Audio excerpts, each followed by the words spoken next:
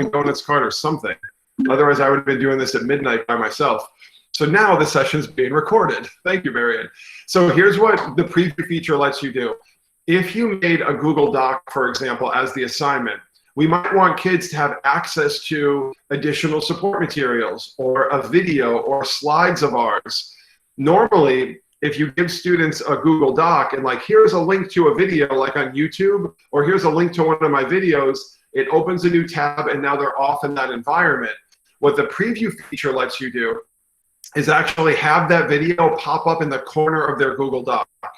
Or if you have like support slides that you want them to have access to while they're writing or working or solving a problem, your support material can pop up in the corner of their assignment and they can click through it, watch videos inside of it, scroll through your ideas while they're also working. And it's a totally underutilized tool. I'll give you a video tutorial on how to do it, and then we can even demo it live together. So there's one more idea that I want to explore, or at least put on the table of something I think we should explore today. Let me just jump back to my slides. And it's using Google Slides really effectively. And I did a little bit of this yesterday with the elementary group, or the other day with the elementary group. But it's thinking about leveraging linking and video and Google Slides to create really nice creative experiences for students. So those are the big 4 ideas that I was kind of targeting for the hour that we had together. Other things that we could talk about, I just don't know if you have access to them or not. So Google has another product called Tour Creator. It's really specific. It's to create kind of virtual reality, completely immersive tours around the world, and you can bring kids anywhere that you want to. The problem with that is a lot of districts turn it off, so I don't know if I have access to Tour Creator. We'd have to kind of like check and see what kind of the limitations are. But can you do me a favor in the chat? Between Google Drawings, Google Jamboard, using the preview feature in Google Slides and Google Docs, which I think would be the most helpful thing going right now with Google Tools, and exploring using Google Slides for like video experiences and linking experiences together. Are there any of those that stand out as like, show me that idea, I've always wanted to know about it, or that sounds the most interesting? If you could drop that in the chat, and like, I'll kind of read into what you're indicating and we'll start from there. So it looks like Jamboard and Preview. Jamboard and Preview seem to be the one that are popping up right now. I'm going with those who vote. If those who express their voice and vote, then they're being heard, and that's what I will do first to make sure that's the priority. And Erica, we'll definitely get to that. So it looks like we'll start with Preview and we'll start with Jamboard, and then we'll get to Drawings after that. So with that, let me do a live demo. I'm going to share my screen and do a live demo for you right now. Hold on one sec. All right, let's show you this preview feature, because this, I think, could be unbelievably helpful. I'll do a demo of what it looks like in Google Slides and in Google Docs. So let me show you what I mean here. If I made a set of Google Slides and this is the student assignment, right? This is where they're working. So I'll call this student assignment demo. Student assignment demo. Student name goes here. All right, so now what I'm going to do is add a blank slide. And maybe I have a little problem I want them to work on. So maybe this is their writing prompt or their problem. So this is student workspace. This might be a writing prompt, a problem, an idea they need to explain, ideas, explain them. So whatever the students are going to do is going to go in this workspace. And I'm just going to bucket fill it red so it really stands out, like that's where the kids are working. But I might have materials that I want to be able to support them with while they're working on that. For example, if you were in my world history class and I wanted you to do a little bit of writing about World War II, I might want you to have access to my World War II support materials while you're doing the assignment, but I don't want you to have to open a new tab, leave your assignment, manage multiple tabs. We're just adding confusion to the process. And if we can eliminate any opportunity to like lose our kids along the way, I think we should consider adopting this approach. Let me show you what we can do now. I'm going to add a shape, right? I'm just going to add a little shape right here. So I'll say, click to view the World War II overview video. Right, so I'm just going to center that and make it look a little bit nicer. Hold on. have a personal affinity for Oswald as my font color or my font style. Let's make that font white so it pops out. Give it a little bit of border thickness so it looks decent. All right. So it's click. I'll do click here. Click here to view the World War II overview video. I could also do something like, hold on a second. Click here to view my World War II slides, right? So I'm giving the kids two options. Now what I have to do is create Google Slides that they can open up to watch the video and Google Slides that they can open up to view my World War II slides. And I'll do this now. So let me call this Triton Preview Live Demo. I'm going to open up a new set of slides right now. And these slides I'll call Triton World War II video. Then I'll make another set called Triton World War II slides. Now you would have your materials already. Like I can't imagine you'd be building stuff from scratch. You like have the stuff you want kids to share. So I'll call this Triton World War II video. Here's what I will do. I don't want my kids to have to leave the slides to watch the video. So on this slide, I'm going to do Insert, Video, YouTube, and I'll do World War II Crash Course. Here's the video I want my kids to be able to watch, and I'll grab this one and add that in. Now, I know you might be saying, like, wait a minute, Greg, we can put videos in Google Slides. You can, but as soon as the student taps off of the video resets to the beginning, and that's kind of problematic. So watch what we can do now. This set of slides, I'm going to go to the sharing settings and open up the sharing settings so it says anyone in my domain with the link can view. So open up these like video slides to anyone in Triton with the link can view. That's done. I'm going to copy that link. So I have the link to this video slide of World War II. I'll go back to the student workspace. It says click here to view the video. I will take that shape, link it to my video slides. Right, so that's done. Now I'm going to make my support materials, right? I'll make another set of slides, and maybe these are like my PowerPoint slides or my lecture notes about World War II, and I want kids to have these as well. So I'll call this Mr. K World War II Notes, oops, lecture material. I want them to be able to refer back to it, right? Better. So I'll call this Triton World War II Notes Lecture Material. I'm just going to quickly add a little bit of content here. World War II map.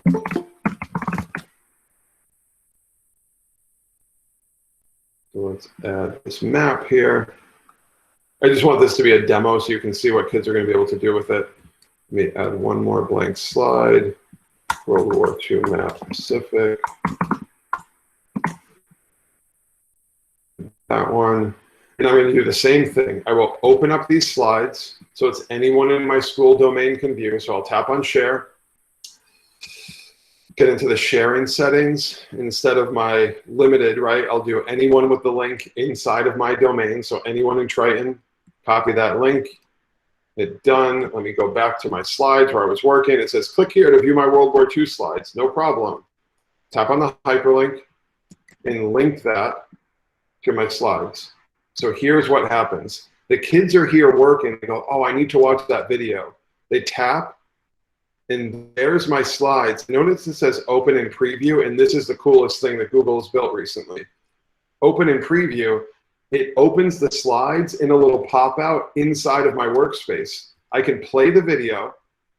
Hi, I'm John Green. This is Crash Course World History, and today that video is going to play in Google Slides, and here's why I do it. If that video was in this actual slide, every time I clicked into my workspace, the video would stop. But now that's in a preview window, watch what I can do. we're going to talk about World War II, but we're not going to look at it as a battle between good and evil, but instead as a war for resources, particularly a war for food. Wait, Mr. Green, what about like Rosie the Riveter and Pearl Harbor and Nazis and Hitler? Yeah, I mean, for the past, if the question is, was Hitler evil? Right, so as the video is playing, I can work in my workspace. I can make this bigger if I need to really emphasize it, so there the video is a little bit bigger. I can make this smaller and kind of hide it. If I'm good, I can close it out. Click here to view my teacher's notes to get some help. I tap on that, tap on the preview, and here's my teacher's slides. And notice I can scroll through them. So there's slide 1, slide 2, slide 3. If there was video in here, I could play it. Or if I need to go back to that video, I click above, tap on preview, and now I'm right back into the World War II video. So I think this is immensely helpful if you're building out these kind of digital assignments that kids are going to work on at home, and now you can support them with video and support materials and everything like that, but you don't have to go, here's the link to my slides, here's the link to my video, here, like just embed it all in this one space. The same exact process works in a Google Docs. Let me show you what this looks like. And then I'll go back and kind of check back in with the group. I'll call this Triton Doc Preview Demo. Triton Doc Preview Demo. Mine would be helpful. All right, so I'll do the same thing. Like click here to view the World War II video. Click here to open my World War II slides. I'll go grab the World War II video. I'll tap share and then just copy the link. I need the link to that video or that slide, and I'll just highlight, link, and paste the link to my slides. And I'll just do it with the video, but watch what happens. We tap on that link, we go preview mode, and now a student can watch a video while they're inside of a Google Doc. Hi, I'm John Green. This is Crash Course World History, and today we're going to talk about World War II. But we're not going to look at it as a battle between good and evil, but instead as a war for resources, particularly a war for food. Wait, Mr. Green, what about like Rosie the Riveter and Pearl Harbor and Nazis and Hitler? Yeah, I mean, if the question is, was Hitler evil, then yeah, but evil people generally can't like cause massive world wars on their own. Right, so you can get a sense here of how I can work here and watch. I can pause and work and let it play. And again, same thing. I can make this bigger if I need to, make it smaller if I want more space. So I think that is like critically helpful if you're building digital assignments for kids. Most people are just unaware because Google kind of snuck that feature in and didn't really make a big deal out of it. Yeah, go ahead. This is Cara Purdy, and could you go back to where you added it onto the doc? You went really fast. Yeah, no problem. You know what you clicked? Yeah, so Kara, no, Kara, don't worry about it. So do you, conceptually, Kara, do you get the idea? I just want to go through I get the idea. Just show you the process one more time? Yeah. No problem. Give me 1 second. I'll push my screen and do it. I'll go through that process again. So what I'll do actually, Kara, I'm going to go back to the doc right now.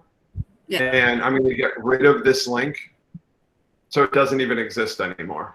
Hold on 1 second. All right. So I said, click here to watch my World War II video, right? Yes. I'm going to go to my slides with the World War II video that's already there. I'm going to tap on share in the top right because I need the link. That's what I really need to capture. So I'm going to tap share. This pop-up box lets me copy the link right here. Okay. To my slides. Now, what you have to make sure is, I tried to be clear about this, make sure your slides are set up with anyone with the link in Triton can view. Because if your slides are set up as restricted to you, your kids won't be able to preview them. So make sure you open up the privacy settings to anyone in your school domain. Then you can hit copy link. So now the link's copied to my clipboard. I'm going to go over to my doc. And if I'm saying, click here to view the World War II video, if I highlight where it says, click here to view the World War II video, so that's highlighted and selected. Yeah. Now here's the linking option right here. See that little guy? Kind of, all right. I'll believe you. Can you see in the toolbar that if I highlight these words, there's a hyperlink button? Yeah. If I tap on that, it goes, sure, what link would you like to put inside of those words? And because I've copied the link to my slides, I'm just going to paste the link to my slides. Now when I hit apply, notice how the link that I grabbed is now right here and it's clickable. Yeah. If that process is too much, then do it like this. Watch what else we can do. Click below to watch the World War II video, and I'll just paste the link right there. It doesn't look as nice, but it works. So you don't have to insert the link into text. You can just paste the link and the same thing happens. Kids click, it goes, oh, would you like to preview this? And it pops up in the corner. Like, will you have to show them how to do that? Probably. Like, hey, click preview, then my video is available. But if you can get them up and running with it, it's a really nice way to create like this unified workspace with support material all in one. Thank you. No problem. All right, so that was big idea number one. Now in the slides that I'm handing off to you, there's a video tutorial that walks through that whole process, and you'll have access to watch this video back as well. So another idea that it seemed like was resonating with people that they wanted to explore was the use of Google Jamboard. And I'm going to do a screen share and talk about Jamboard, what it is, what you can do with it, even recognize some of the limitations of the tool. Like, it's not perfect. It's a really simple dry erase board that's in your Google Drive account. Let me show you what this looks like. Google Jamboard, right? Let's talk about this tool. Like, what is it? It's a collaborative digital whiteboard. There's so many ways to think about using it. I've worked with teachers where in a Google Meet, they might open a Jamboard and they're working from home and their kids in their different locations are all collaborating in real time on this digital dry erase board. It doesn't have the kind of like robust features that the Google Doc or Google Slides do. What I mean by that is it doesn't let you have revision history, and it doesn't have all these advanced like inserting, layering, locking. Like, it's really just a dry erase board that lives inside of your Google Drive account. There are multiple versions of it too, so you can use it on a laptop just by going to your Google Drive account, or there's even a mobile version. Like, you can use it on an iPad, iPhone, Android phone if you have the Jamboard app. So what can you put into a Jamboard? You can add sticky notes, you can draw, there's a pen, there's a highlighter, there's a laser. They did a recent update to Jamboard where you can just add a text box now, not just a colored sticky note. You can upload images and add them to the Jamboard as well. There's another recent update where you can layer things front to back. So you might put an image in the background and then work on top of it, for example. So why should you bother? Like, it's super simple. The interface is very stripped down compared to every other Google product. You can do live collaboration, and you can actually use it in conjunction with Google Classroom. What I mean by that is you might make a Google Jamboard as the template assignment, the way you might make a Google Doc or Google Slides as the template. But Jamboard, you can make as the template, head over to Google Classroom, and then make a copy of the template for every student. So if you're a math teacher, this would be ideal. You can make a Jamboard with like multiple pages, put the model problem on each page, and then have kids have a dry erase board space to work on it. And you can use Classroom to make a copy for every student. But it's more than just that. I'll show you a few more mock-ups of this. Let me jump live into a Jamboard first to show you what it actually looks like, what the interface looks like, and how you can create. So there's two ways to get here. You can go through your Google Drive account. So I'm on Google Drive. If I go New and More, there's my option to get to Google Jamboard. That's one way to get here. Or in your browser, you can just type jamboard.google.com. And if you go there, it will show you all of your Jamboards. And then you can make a new one by tapping the plus button in the corner. So multiple ways to get to the same location. I tend to go through Google Drive, so that's what I'll do now. I'm going to go to Google Drive. I will go New. Wait for this to load, go More to my overflow menu, and then open a Google Jamboard. So when it pops open, you'll see how kind of simple and stripped down it is. The toolbar on the left lets me add to the dry erase board. So I have a pen, an eraser, a pointer. I can add a sticky note, add an image, add a circle shape, and I'm sure more shapes are going to get added down the road, add a text box, or use a laser pointer. So you could even, if you wanted to, during the context of a Google Meet like this, there's no reason why you couldn't open a Jamboard and maybe go through a problem-solving process with your students, or open a Jamboard that you've built ahead of time that has some images on the screen that you'd like to talk about. For example, let me even mock one up live, and then I'll go to some ones that are already pre-built. If I mock this up ahead of time, I'll call this Triton Live Demo.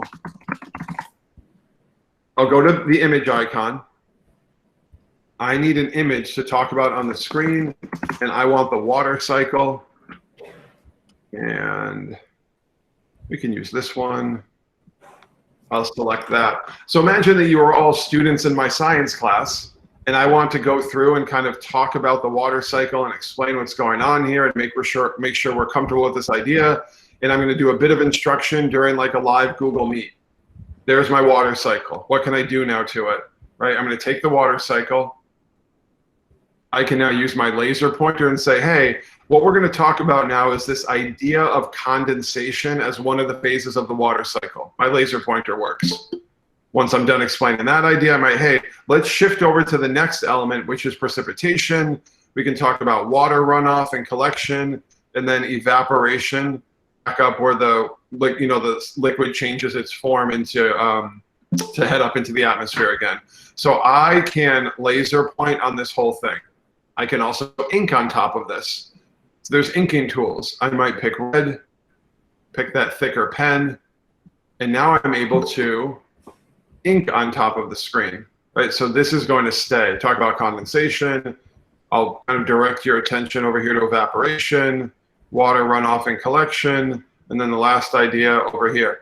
So I know that people typically use Google Slides, but Google Slides doesn't have the laser pointer or this really nice inking tool the way that Jamboard does. So I think it could be an interesting idea to consider using if you want to do any sort of live instruction. Now the erasing is a little bit tedious. You actually have to like draw or erase right on top of the line to get rid of stuff. There's not like a bulk eraser. Some tools you tap and the whole line goes away. Sense of what we can do here. Additionally, what I can add on is I have sticky notes that I can add. So here's, let's talk about condensation, maybe these are ideas. Now this sticky note, I can add on top of condensation and drop this here, make it smaller, put it off to the side. So you might even have sticky notes that are pre-built, right?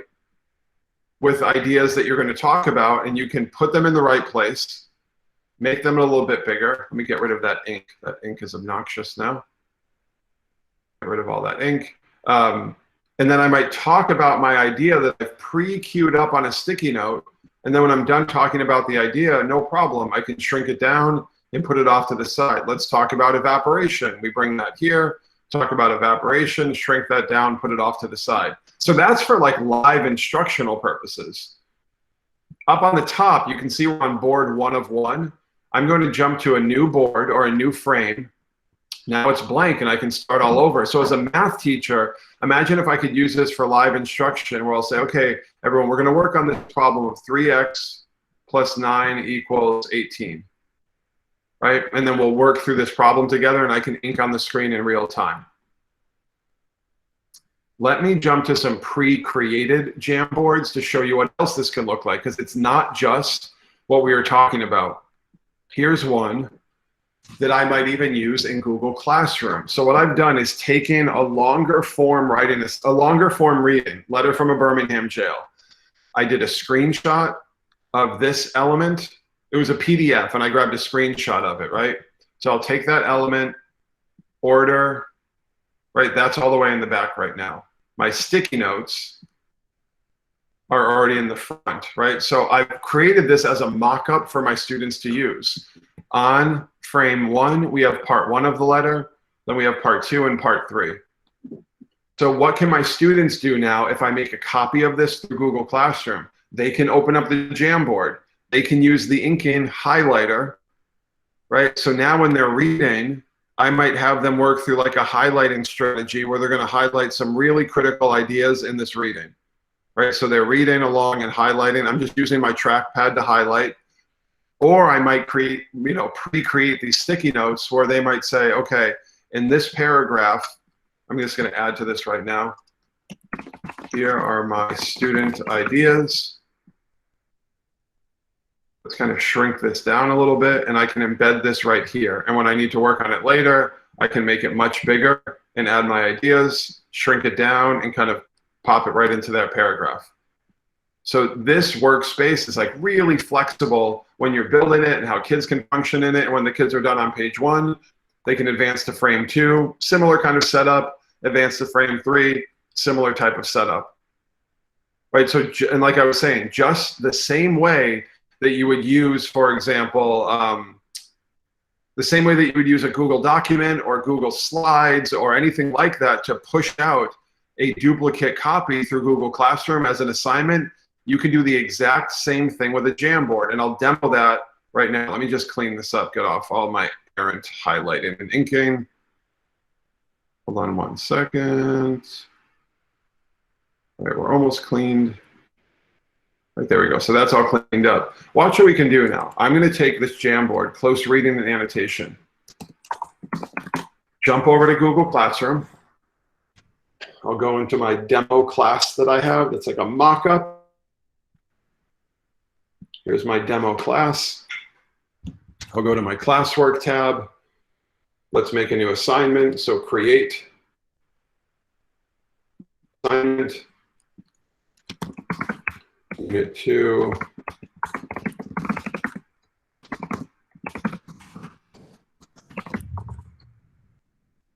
So I need to add from Google Drive. That's where the file is. It always digs into recent. That's what it looks for immediately when you're starting out. So there's my recent Jamboard that I just kind of finished building. And I will insert that down here as my assignment. Now, instead of letting kids view this, I want my kids to have their own copy. So I'll make a copy for every student. I can set the due date and the points, and I can do all that. That's Google Classroom stuff. Now I'm going to assign this out. So what Google's doing, the same way that it does for docs or slides or sheets or anything else that you're working with, it's now making a duplicate copy of that Jamboard for every student in my class. So here's the assignment. Letter from a Birmingham jail reading. We'll open that up. As the teacher, I will view the assignment. And right here, that's the Jamboard. It's not my original. It's a copy of the original shared out to that student. But as the teacher, I can open this up and go into the student's Jamboard and see their work. Right, so that's what the student worked on. If I want to go in and get into some editing mode here, I can do open with Jamboard. And now it lets me actually get into their work and edit this with them, make any changes to this. And then the student, like the student experience in Google Classroom, is that they will open up the assignment, see their Jamboard, and they can start working on it as well. So I think that approach could be really interesting, like a kind of creative way to create kind of assignments for students. Here's another kind of mock-up. And this was, I was mentioning before, where I wouldn't necessarily build something on the fly. I might have this pre-created and ready to go, where I have my sticky notes that I'm going to teach with. I have any ideas that I'd like to kind of pull onto the screen in real time. And that's just something that's been, I created this ahead of time, and then I can use it in a live Google Meet. One of the updates as well that's coming to Google Meet, it's just not available yet, is Jamboard will become a part of Google Meet. I think the rollout date is October, where when you're in a Google Meet, you'll be able to click create Jamboard, and then anyone who's in that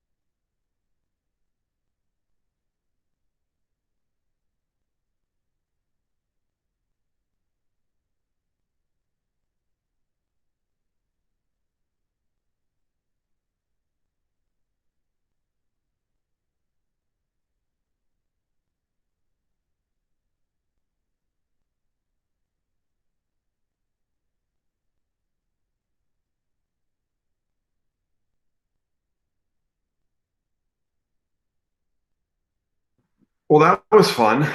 Where did I lose you all? I apologize. I was teaching, then I came back to the Jamboard and it said my connection dropped. Did you get to see anything in Jamboard when I was working?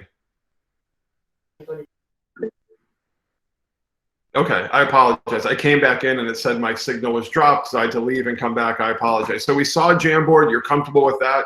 Did you get to see it in Google Classroom as the assignment that you could distribute to everyone? Did that get captured as well? Okay, perfect. So you saw all that. Awesome. I apologize for the internet. I'm having an ongoing battle with Xfinity in my home. So you saw the process of creating a Jamboard. You saw the process of using Google Classroom to distribute it. Jamboard should be coming to Google Meet in October, and then you'll be able to click a button in October, ideally, and this comes out, and then you can make a live collaborative Jamboard that all of your kids in Google Meet can either use or see in real time. Just kind of, we're not quite sure when that's actually going to go live. So there was idea number 2, and then it seemed like the third concept that people are interested in exploring is the use of Google Drawings, and I'd be thrilled to kind of explore that with you right now. Google Drawings is a ridiculously powerful and helpful tool, and like I mentioned earlier, it's one that I've overlooked for a long time and never really spent time with, but I think it's really valuable. And what I mean by that is I'll show you in Google Drawings how you can create even maybe like a multi-day activity or experience for your students, but you can create it all in one page. So I know, like, I'm a huge fan of Google Slides. I did a lot of demos on day 1 with the elementary folks on what we could do with Google Slides. I think it's a super powerful environment. But there's a feature in Google Drawings that I really like, and it has to do with making an infinite canvas. What I mean by that is, like, I'll do a demo of like maybe a Renaissance art activity that I would do with my kids, where if I add a picture to the Google drawing, I can make the background frame as big as I want, and I can keep adding elements. So there might be some pieces of art they're going to look at, and there might be links to resources. Then there might be little spaces for them to work and write, and it can all be embedded in one environment. And let me show you what I mean. I'm going to do a live mock-up and demo this whole process right now. Let me get my screen shared, and I'm going to jump right live into Google Drawings and show you what this looks like. All right, so I'm in Google Drive right now, and to get to Google Drawings, I'm going to go to the overflow menu and go New, More to get to that kind of overflow, and there's Google Drawings. So I'm going to jump into this environment. Now, it doesn't look like much, and I totally understand. You're like, why might I use that, especially if you've never used it before? And I'm going to start to build, and maybe you'll get a sense of what we can do here. So if this is my like Renaissance art activity, I'm going to add a text box across the top just so the kids know what they're working on. Renaissance art analysis. So I'm just going to clean this up and make it look a little bit nicer. Make that white, bucket fill that blue. All right, so here's my activity that I'm building on Renaissance art. Let's start adding some of the art that they're going to analyze. So I'll go to Insert, Image, Search the Web.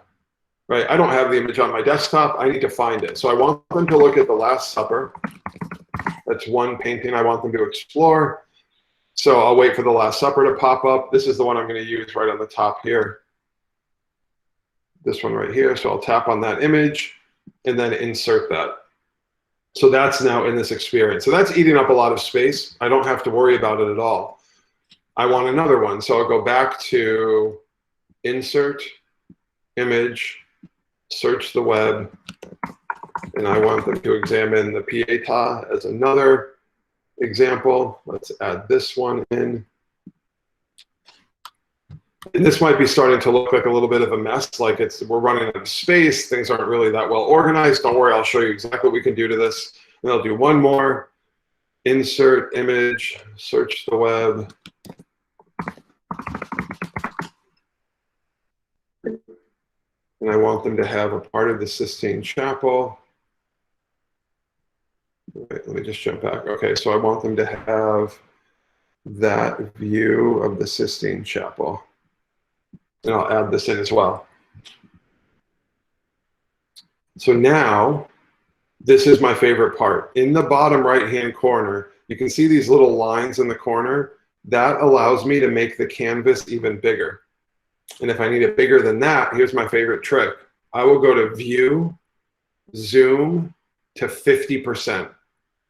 So now I can really get a sense of how big I need this to be. So I want this to be a lot of workspace. I'm also going to stretch out my banner to match the entire workspace. And this is what it looks like now. Then I'll go back to View, Zoom, Fit, and now everything fits on the screen. Right, so I might say, okay, I'm going to have them first take a look at the Last Supper. Right, that'll be kind of analysis number one. Then I'll have them take a look at the Pietà, and then I'll have them take a look at the ceiling of the Sistine Chapel.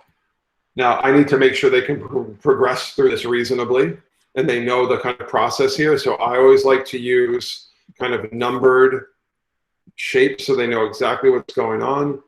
So I want them to start here. I'm going to bucket fill that the same color blue. Almost. There's the same color blue. That's the first activity they're going to do, is focus on the Last Supper.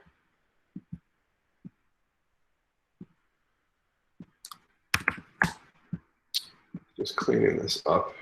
I'll do this once. So there's the first activity. Then we'll go over here maybe the next day or after our next meeting, or however I'm going to assign this out to them. So they have part 1, part 2, and part 3. Right now I need to give them workspace. And this is why I love Google Drawings, is it's just so flexible. If I need more room on the bottom, I'll just stretch this out because I need more room for them to write. Now I'm going to add in a text box, right, underneath the Last Supper. This is their workspace to write about the Last Supper. And I'm just going to add a border weight to that so they can see it. I like to bucket fill it red so they know that red equals where I should be working, like stop and work here. Right? So I'm not giving these quite equal writing environments. I might have to rebuild this, but building this on the fly, I think you get a sense of what we're doing here. Right, so they have a space to work on each idea. Now, if I need them to have support materials or videos or anything that I want them to have a resource for, let's kind of build those links in. Like linking is a critical feature of using all these Google products. So watch what I'll do now.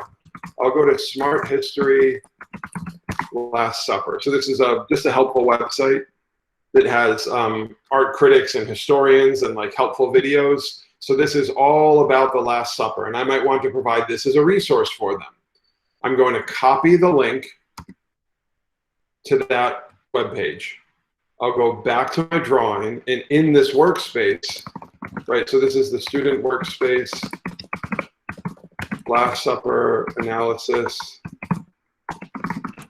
Click here for a helpful video and website. I'm going to highlight all, website would be nice, not website. Highlight all of that. Make that link to the website I'm giving them. And so that's their workspace. I might give them a prompt or a challenge or a question, but I'll do the same thing here, right? So this would be student workspace to analyze the Pietà, and this is student workspace Sistine Chapel. And I can do the same thing. I can give them links to get to. I can give them anything they need. Now, I might even think, geez, I need a little more space than this. Like, I'm not kind of done with my build. So again, I will go View, Zoom out to 50%. I want them down below, and maybe even off to the side, I want them to have a place to do a final kind of analysis of all three pieces. So I'll go View, Zoom, Fit. I'll go back to the text tool. I'm going to drop a text box below everything here, and that might be where they do their final evaluation, right? So I always add some border weight so they can see the edges, bucket fill that red so they know. And then this is going to be part 4 over here, so they can kind of progress through this. And this is where I might have, this is where they'll do their final analysis now is this in comparison of the 3 pieces above. Right, so I think you're starting to get a sense of like how valuable of an environment this is to build in. I started with one painting, and then I just kind of expanded and grew and made it bigger and bigger from there until it got to the point where, I didn't want to move this over. It got to the point where now we have 3 pieces of art, 3 places for kids to work, a place to do their final comparison, and I have even more space over here, and this is what I want to show you next. If you have something like, if you have a PDF, for example, like say I want kids to start to organize their ideas, and I need to give them like a structured way to organize their ideas. Maybe I want them to do this like concept definition map, or maybe I want them to do this drawing conclusions activity, like whatever it is that I have. Maybe I want them to do something like this, right? I have a PDF, but having kids work with the PDF as a separate file, that could be a little bit clunky. What I really want is this PDF inside of this drawing activity. So watch what my process is going to be like now. I'm going to do a screenshot of this PDF. So there's my screenshot. I might want them to use this one instead, this concept definition map, right? Maybe I'm going to have them do this to analyze like the concept of Renaissance art. I'll screenshot this one, right? Maybe that's what I want them to work on. There's my little screenshot. Now, the way I do it on my MacBook, that might look a little bit different than the way you do it on your PC or your Chromebook. You would have to figure out how to screenshot on your device. But I took a little screen snippet of this PDF, and I'll show you why. I'm going to jump back to my drawing, insert an image, upload from my computer. Now, when I take my screenshots, they go right to my desktop. So there's that little graphic organizer, and I'm going to drop it in. So now, instead of the kids having, for example, one piece of work, one assignment where they'll work on the Last Supper, a separate assignment, the Pietà, then the Sistine Chapel, then they get the compare them all. Then later the next day or the day after that, they get the kind of the concept map or the idea map that they're working on. I can put this all together, and this could be a multi-day experience. This could even be like a week-long thing if I kept building it out just about Renaissance art. Now, how do I make this function? Watch what I'll do. I'm going to go to the text box tool and just drop in a text box right there. That's it. I'm going to copy and paste and put one over here. And I'm just going to build out this workspace ahead of time for them.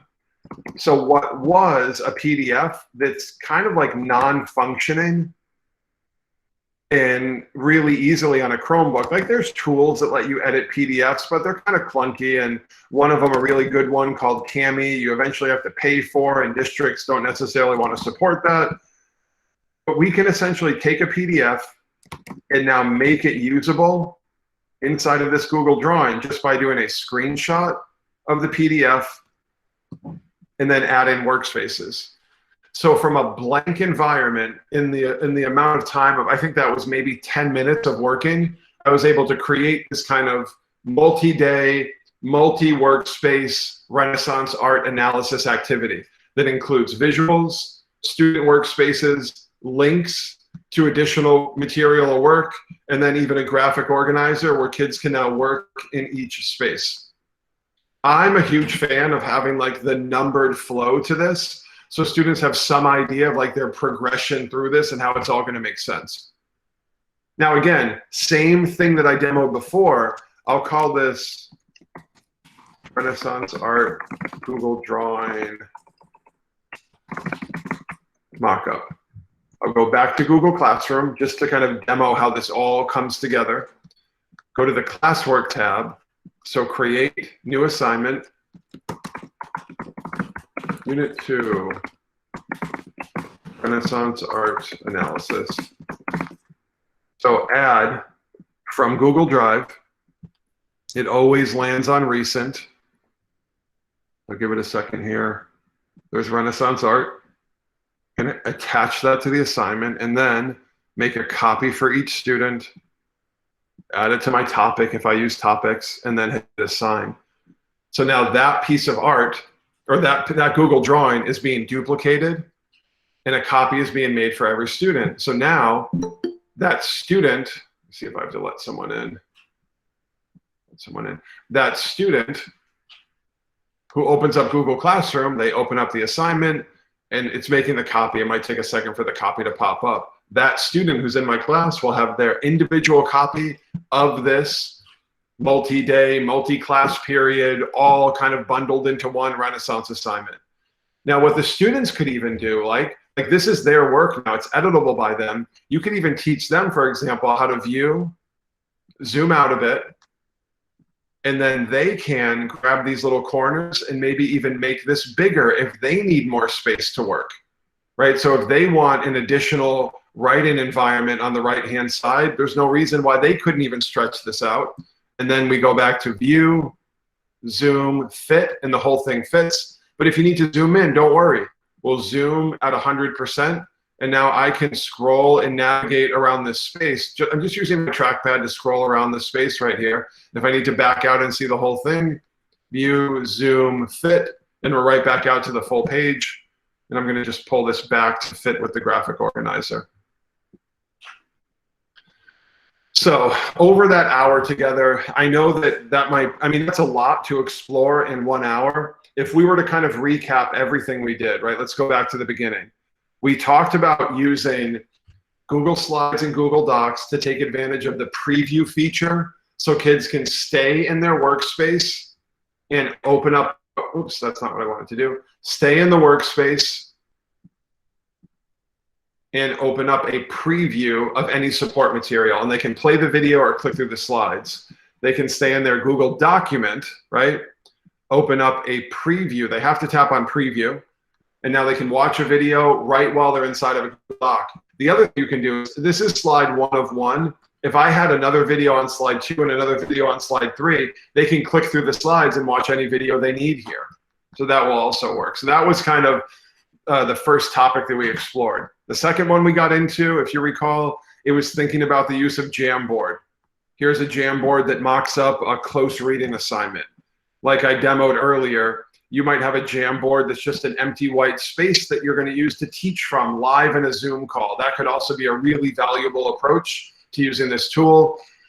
And then the most recent idea that we mocked up was the way that you can build and create with Google Drawings to create really kind of bigger, mapped out, multi-day experiences, combining lots of different parts into one space. So I don't have to assign the Last Supper activity, then the Pietà, then assign the Sistine Chapel as individual Google assignments. I can go, here's your art experience. This is what we're working on over the next couple of days. Make sure you complete parts 1 and 2 by Wednesday, complete parts 3 and 4 by Thursday, and then you're gonna work on your concept map on Friday. And it's all in one experience. So the student on Monday morning, maybe they open up that one assignment and that's where they're working the whole time. All right, so I'm going to pull my screen down for a second, come back to the group. Let me check in on the chat. Couldn't see that while I was working. Let's see. Patricia, can a student make a hard copy of this? Can they print it? Patricia, do you mean the Google drawing? Is that what you're thinking? Let me know in the chat, Patricia.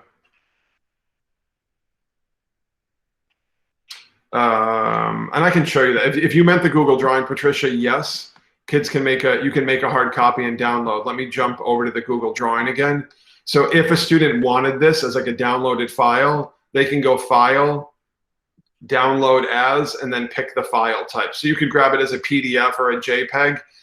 The tricky thing might be is if you make it like not the size of a sheet of paper, it might print out kind of oddly, or it might be like a really tight workspace. But yes, you can download anything from Docs, Slides, Google Drawings as an image or a PDF file if you need to. Absolutely, that will work. Yeah, so Slides, you can, any Google file, you can do File, Download As PDF, Download as JPEG, and if a Google Doc can download as Word, Google Slides can download as PowerPoint, Jamboard you can download as a PDF, that will work. What I'm really curious, as I'm about to sneeze, what I'm curious is to know, oh my goodness, is which of those kind of 3 things would be the best fit for you? So is the preview, like if you can let me know in the chat, like preview is something I'm absolutely going to explore and move forward with. Or Google Drawings is something I'm going to experiment and start to build with. Or for example, Jamboard is something I'm going to explore and experiment with. So if you can let me know in the chat which of these three kind of like creative approaches to Google Drive is going to be the thing that you'll move forward with, that'll be super. Jamboard is your jam. That's great, Thomas. So we have a Jamboard vote, a drawings vote. I just want to see which ideas were kind of resonating with you. Preview. So it might be all over the place. Yes, oh, that's awesome, Lillian. Lillian, so unwritten rule, and I apologize if I didn't explain this ahead of time. If you write in all caps with an exclamation point, Lillian, it's kind of like you're volunteering to open up your mic and share what you're thinking. If you have a mic and you're comfortable doing this, I would love to know what you're thinking right now about what you might build with drawings if you hadn't considered that before. And if you can't, let me know in the chat, like, hey, no mic or not a good space to do that. I totally get it. If you can, I would love to hear what you're thinking.